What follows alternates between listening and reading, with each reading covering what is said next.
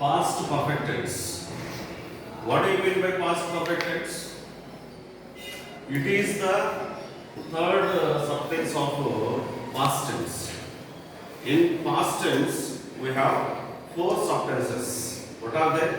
Simple past tense, past continuous tense, past perfect tense, and past perfect continuous tense. These are the four subtenses under past tense. Okay, among them, the third one is past perfect tense. ఇది మూడవది past perfect tense. So what is the use of past perfect tense? Past perfect tense లో ఎందుకు వాడతాము? ఇక్కడ రాశాను, whenever two actions completed in the past, one by one immediately. Whenever two actions completed in the past, past అంటే ఏమి అర్థము? గతం. గతంలో ఏమైనా యాక్షన్స్, రెండు actions one by one immediate గా కంప్లీట్ అయి ఉంటే అందులో the first completed action is expressed in past perfect tense and the second completed action is expressed in simple past tense.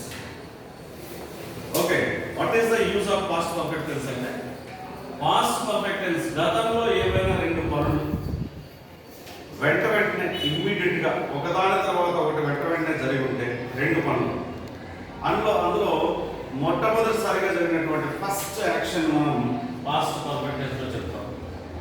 దాని తర్వాత వెంటనే జరిగినటువంటి action is simple past tense లో చెప్తాం.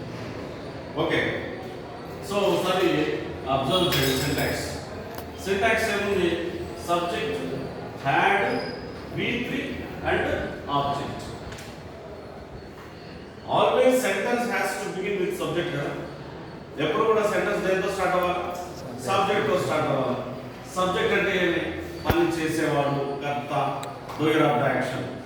సబ్జెక్ట్ తర్వాత హ్యాడ్, తర్వాత V3 and after that object. చూడండి, coming to rules, ఏ సబ్జెక్ట్ కు హ్యాడ్ వస్తుంది? For all subjects we have to use had. అన్ని రకాల సబ్జెక్ట్స్, ప్లూరల్ సబ్జెక్ట్స్ కావచ్చు లేదా సింగులర్ సబ్జెక్ట్స్ కావచ్చు, అన్నిటికీ మనం ఏం చేస్తున్నాం? హ్యాడ్ యూజ్ చేస్తున్నాం. అన్ని subjects I, we, you, they, he, she, it లేదా names, for all subjects carries had. So గతంలో ఏవైనా రెండు పనులు వెంటనే జరుగుతాయని చెప్పారు. గతంలో ఏవైనా రెండు పనులు వెంటనే కనుక జరిగి ఉంటాయి, అందులో మొట్టమొదటిసారి జరిగినటువంటి అంటే ఫస్ట్ జరిగినటువంటి పనిని పాస్ట్ పర్ఫెక్ట్ టెన్స్ లో చెప్పాలా, తర్వాత ఇమ్మీడియట్ గా జరిగినటువంటి పనిని సింపుల్ పాస్ట్ టెన్స్ లో చెప్పాలని చెప్పి రాసాం. అది మొత్తం అండర్లైన్ చేస్తాం. ఎగ్జాంపుల్ ఒకసారి చూస్తాం. నేను వెళ్ళేసరికి ట్రైన్ వెళ్ళిపోయింది. నేను రైల్వే స్టేషన్కి వెళ్ళేసరికి ట్రైన్ వెళ్ళిపోయింది. రైల్వే స్టేషన్కి వెళ్ళడం ఇక రెండు పనులు జరిగాయి. ఒకటి రైల్వే స్టేషన్కి వెళ్ళడం, రెండు ట్రైన్ వెళ్ళిపోవడం. రైల్వే స్టేషన్ వెళ్ళడం తర్వాత ట్రైన్ వెళ్ళిపోవడం అంటే రెండు పనులు. ఏది ఫస్ట్ జరిగింది అందులో?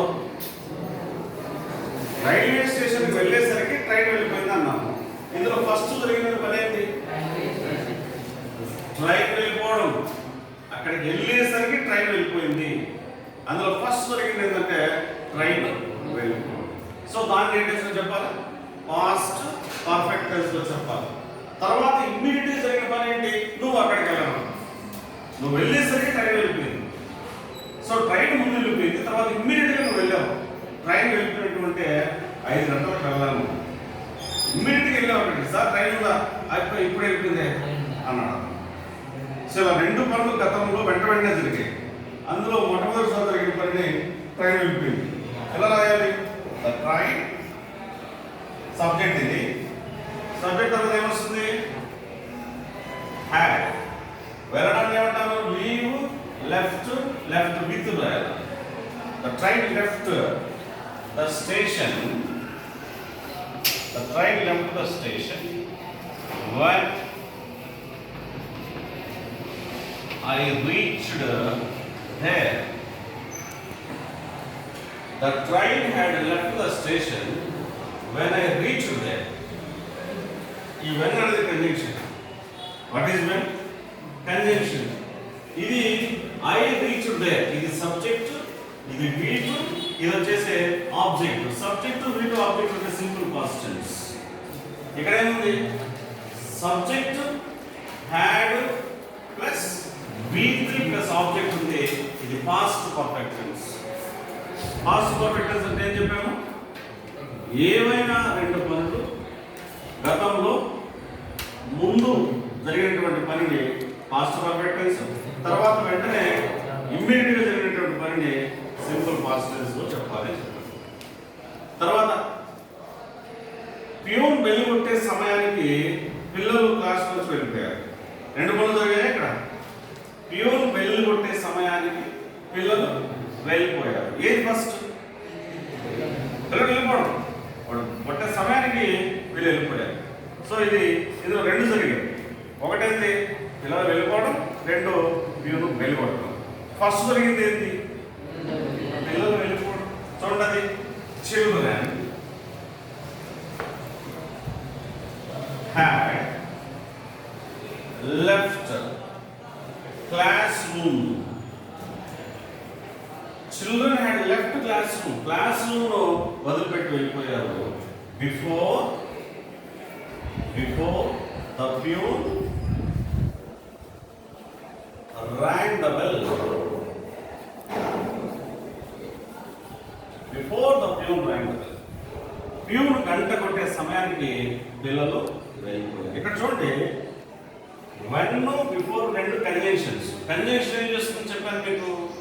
రెండు పదాలు కానీ లేదా రెండు సెంటెన్సెస్ కానీ కలుపుతుంది, జాయిన్ చేస్తుందని చెప్పాను. సో ఇక్కడ ఇవి కూడా వెన్ బిఫోర్ అనే రెండు కంజంక్షన్స్ కూడా ఏం చేస్తున్నాయి? సింపుల్ పాస్ట్ టెన్స్ ను పాస్ట్ పర్ఫెక్ట్ టెన్స్ ను ఏం చేస్తున్నాయి? జాయిన్ చేస్తున్నాయి. Okay, right. నెక్స్ట్, నేను ఇంటికి వెళ్ళేసరికి అమ్మ వంట చేసేస్తుంది. నేను ఇంటికి వెళ్ళేసరికి అమ్మ వంట చేసేస్తుంది. ఏ టెన్స్? Past perfect tense. ఎందుకు? గతంలో రెండు పనులు జరిగాయి. నిన్న నేను ఇంటికి వెళ్ళేసరికి అమ్మ వంట చేసేసింది. ఏది ఫస్ట్ జరిగింది? వంట చేయడం. మై మదర్ హ్యాడ్ కుక్కడ్ అని చెప్పకుండా మీరు ఇంకో వర్డ్ రాయొచ్చు. Prepared. My mother had prepared dinner prepare చేసింది.